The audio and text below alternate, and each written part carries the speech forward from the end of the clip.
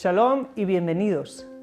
En este vídeo vamos a hablar de otro salmo, pero no es un salmo cualquiera. Se trata del Salmo 1, el primero de los 150 salmos que hay en el libro de Tehilim o de los Salmos. Cuando en la Kabbalah nos encontramos con el principio de alguna cosa, ¿sí? Con cualquier principio, en realidad nos estamos encontrando con el todo de esta misma. Pues nosotros creemos que en el principio de algo está potencialmente todo lo que tiene que venir después. Así pues, lo mismo pasa con el Salmo 1. Al ser el primero de los salmos, tiene que estar en él comprimido todo el propósito, la esencia y el objetivo del libro de los salmos. Los sabios dicen, Hakol olech achar hatchala, es decir, así como empieza algo, esto determina cómo va a seguir. Pero antes de entrar en explicar la esencia y la intención del salmo y por consecuencia de todo el libro de los salmos, tenemos que tener un dato muy presente.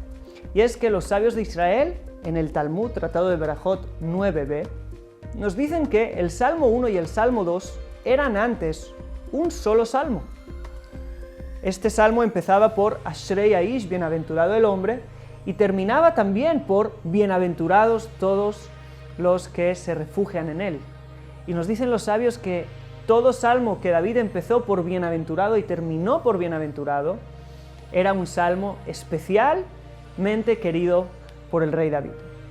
Así que lo que nosotros tenemos que hacer a estas alturas, después de saber que este salmo fue separado en dos, es preguntarnos el porqué, el motivo de esa separación. La respuesta a esta cuestión te la voy a dejar a ti. Espero tu respuesta en los comentarios. ¿Por qué crees que los sabios vieron la necesidad de separar el Salmo 1 del Salmo 2? Pero no te voy a dejar solo, te voy a dar una pequeña pista para ayudarte. Fíjate bien de la relación con quién nos está hablando el Salmo 1 y de la relación con quién otro nos está hablando el Salmo 2. Intenta entender qué hecho histórico hizo que los sabios vieran una necesidad de separar estos dos salmos para marcar una diferencia. Ahora sí, entremos a ver el salmo en sí y su contenido. Como siempre, leeremos en hebreo, luego lo traduciremos y lo explicaremos. Dice así el primer verso: Ashrei Aish asher lo alach ba'atzat reshaim ubederech chataim lo amad ubmoshav leitzim lo yashav. Es decir, bienaventurado el hombre que no anduvo en el consejo de los malvados y en el camino de los transgresores o pecadores no se paró y no se sentó en el lugar de los burlones. Empecemos por la primera palabra, Ashrei. El término Ashrei, bienaventurado o dichoso, tiene un sentido de que a esa persona le está yendo bien, le va bien. Pero no es que le vaya bien en cualquier sentido. La palabra que usamos hoy a alguien que le va bien es la palabra éxito. El éxito en hebreo sería la hatzlajá, palabra que veremos a continuación en el final del verso 3. Hatzlajá, término, se podría traducir como prosperidad, término que indica la prosperidad en este mundo presente. Sin embargo, el término Ashrei tiene una connotación más interna. Tiene una connotación de plenitud en el mundo espiritual, más allá de la prosperidad en el mundo presente, sino la plenitud del alma. Además, es un término que está en forma plural, pues alcanzar esta plenitud del alma incluye en ella todos los tipos de plenitud que puedas imaginarte. Y como veremos más adelante, incluye también la prosperidad material. Así pues, el Salmo 1 es una guía para alcanzar la plenitud del alma, como nos revela esta primera palabra. Y como dijimos antes, que el Salmo 1 contenía toda la esencia del libro de los Salmos, he aquí una primera comprensión de qué es el libro de los Salmos, una guía para la plenitud del alma. Ahora, fijémonos en el patrón que tiene el rey David para llegar a esa plenitud, alcanzar esa plenitud, y es el mismo que está muy bien expresado en el Salmo 34, verso 15. Dice allí, Sur merá ve'aseh tov, bakesh shalom ve'ratfeu. Es decir, Sur merá, apártate del mal, ve'aseh tov, y haz el bien, pide la paz, el shalom, y persíguelo. Es decir, se tiene que empezar, ¿sí?, en el principio del camino apartándote del mal. Luego se hace el bien y luego se pide el shalom, es decir, la plenitud. ¿Sí? Shalom viene de la palabra shalem, completo. Así pues, el primer paso para aprender lo que es un hombre pleno es aprender lo que no es. Y hay 3 grados que equivalen a las 3 clipot o cáscaras de oscuridad, que por cierto te dejo por aquí un vídeo donde puedas profundizar más acerca del concepto de las clipot. Y hay 3 niveles que se expresan en este salmo de los cuales tenemos que apartarnos si queremos alcanzar esa plenitud. El primero es el rasha, el malvado. El segundo expresado en este salmo es el joté, el transgresor o pecador, y el tercero es el letz, el burlón. La diferencia entre un rasha y un joté, un malvado y un pecador, está en su escalera de valores. Los valores del malvado son malos. Él hace el mal idealmente, piensa que el mal es lo bueno y lo que hay que hacer. Sin embargo, el pecador es posible que tenga valores correctos, pero a nivel experimental falla. Es decir, tiene ciertos valores, pero hace lo contrario. Y por último, tenemos el burlón, el letz, que se burla de todo, porque para él nada tiene ningún sentido. Es decir, no es que no tenga valores correctos o que los tenga incorrectos, sino que no cree en los valores. Así pues, el malvado es aquel que pone sus valores antes de sus pasiones. Y en ese sentido, es mejor y está por encima del pecador. Pues el pecador es cierto que esporádicamente puede ser menos malo que el malvado, pero el malvado puede cambiar sus valores, que son más fáciles de cambiar, y convertirlos en buenos y actuar según ellos. Pero el pecador no está en sus propias manos. Tiene ciertos valores, pero no puede vivir y caminar según ellos. En ese sentido, se encuentra a un nivel inferior. Por lo tanto, estaría primero el malvado, peor aún el pecador, y por último la clipá más oscura es la del letz, el burlón. La burla expresa desesperación. Desesperación a todos los valores. Es la filosofía del absurdo, el nihilismo, que son hijas del existencialismo, que ya se desesperaron de encontrar un sentido al mundo, a la historia y a la vida. Así que no queda más que burlarse de ello y no darle ninguna importancia. Por eso letz, lamed tzadik, son las mismas letras que tzel, pero al revés, sombra. Pues para ellos todo es como una sombra, todo se ve oscuro y sin sentido, y igual que las sombras pasan rápido, toda esta realidad que vivimos pasará rápido, sin más.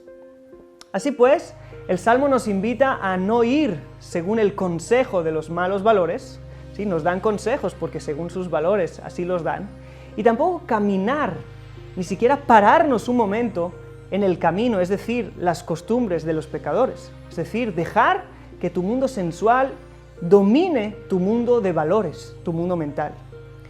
Si hoy creo esto porque me apetece hacerlo y mañana creo otra cosa porque me apetece hacer otra cosa, es que me estoy dejando llevar por los sentimientos, emociones, y según eso voy cambiando mis valores. Pero con burlones, con la falta de sentido, el pesimismo, el nihilismo, ni siquiera te sientes en sus lugares de encuentro. Que la falta de sentido en la vida no esté ni en tu cercanía, porque es la más oscura de todas las clipot. Así pues, estas 3 clipot o cáscaras de oscuridad son las que hay que superar. Primero, la falta de sentido en la vida, la historia, el mundo.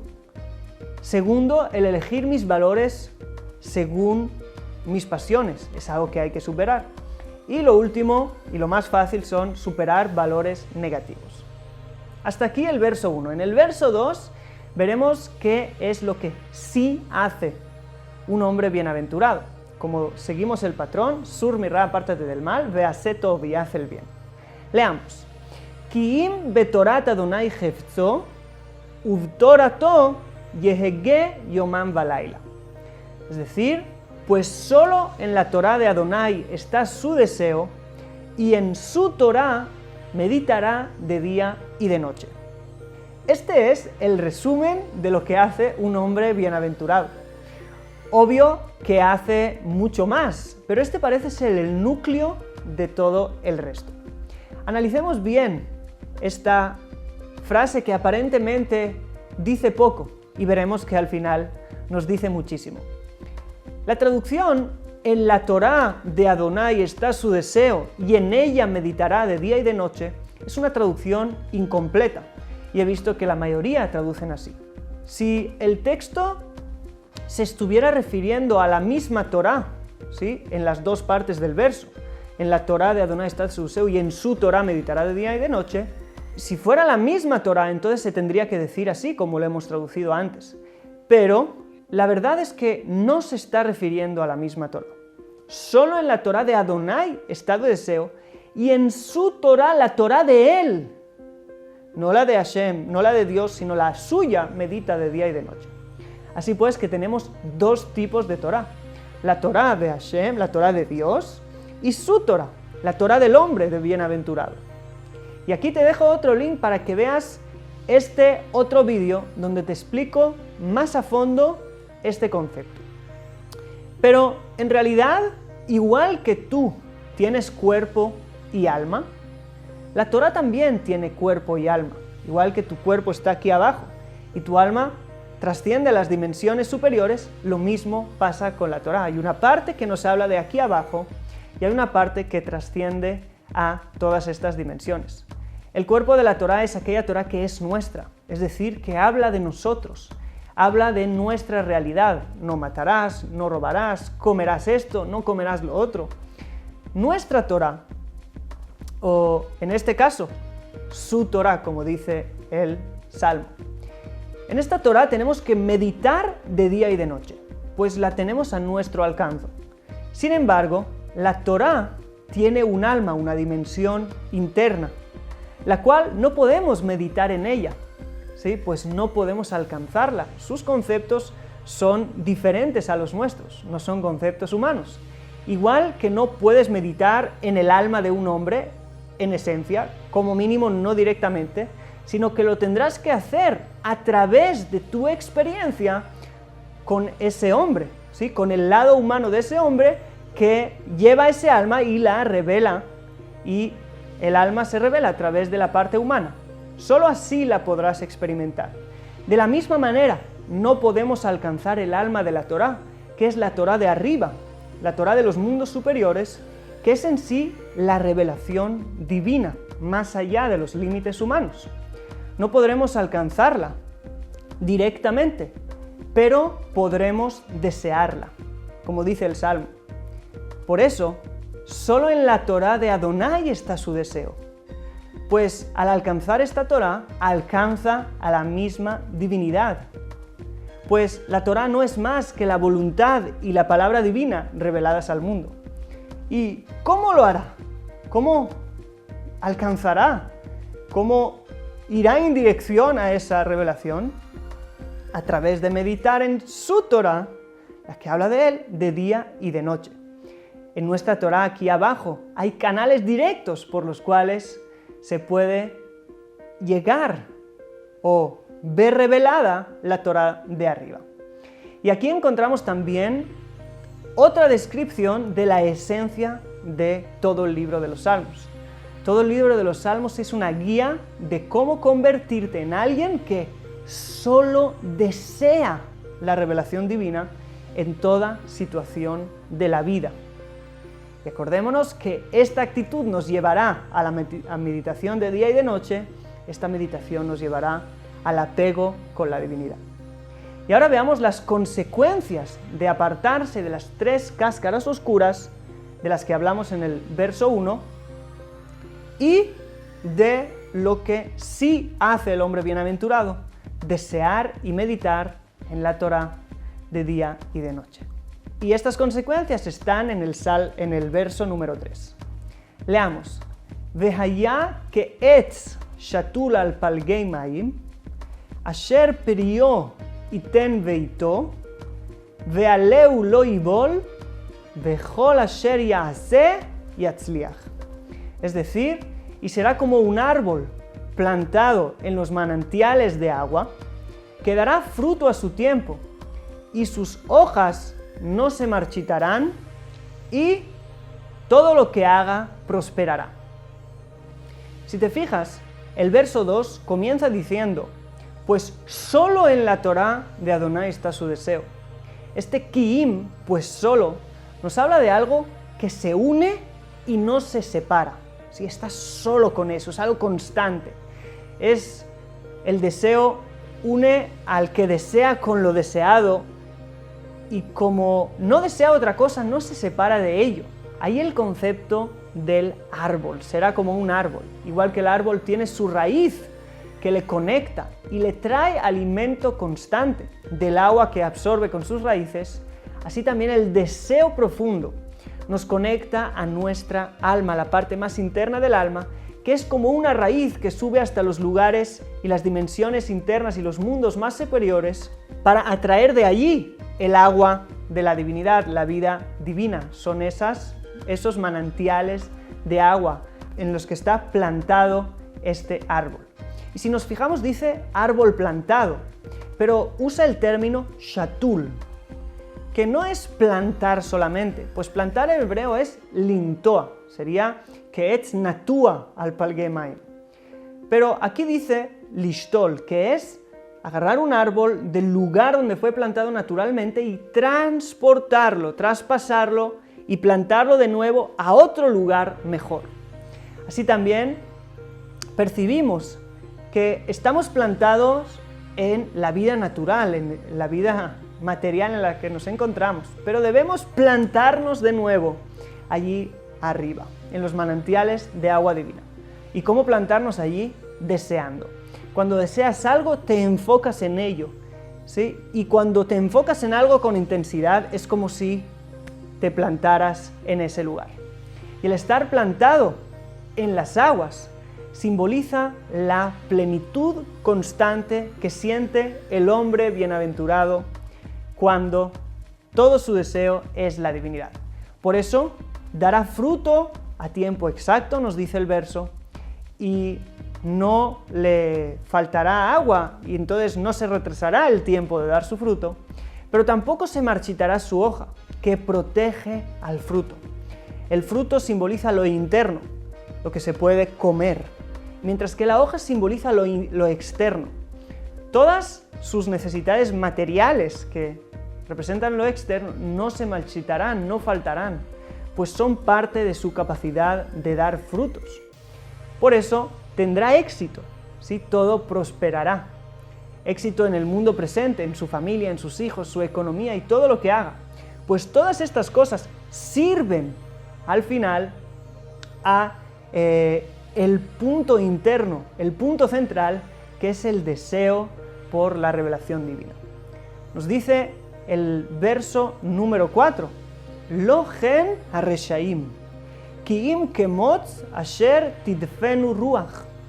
Es decir, no es así para los reshaim, para los malvados, pues son solo como la cáscara del trigo, motz, que se lo lleva el viento. Es sabido que para separar el grano de trigo de su cáscara hay que aventarlos. ¿Qué es aventar? Es decir, tirarlos al aire, y el viento se llevará la cáscara, que pesa poco, pero no se podrá llevar el grano se caerá al suelo y la cáscara se irá volando. Pues los malvados se parecen a esa cáscara. Para que eso suceda, el grano tiene que estar separado de su cáscara, en cierta manera.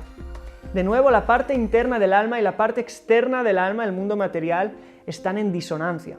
Por eso, el viento se lleva al malvado, pues el malvado no se dirige por su sentido interno, no está pegado a su deseo más interno, que es el apego a la revelación divina, sino por los vientos y corrientes que van y vienen en la historia.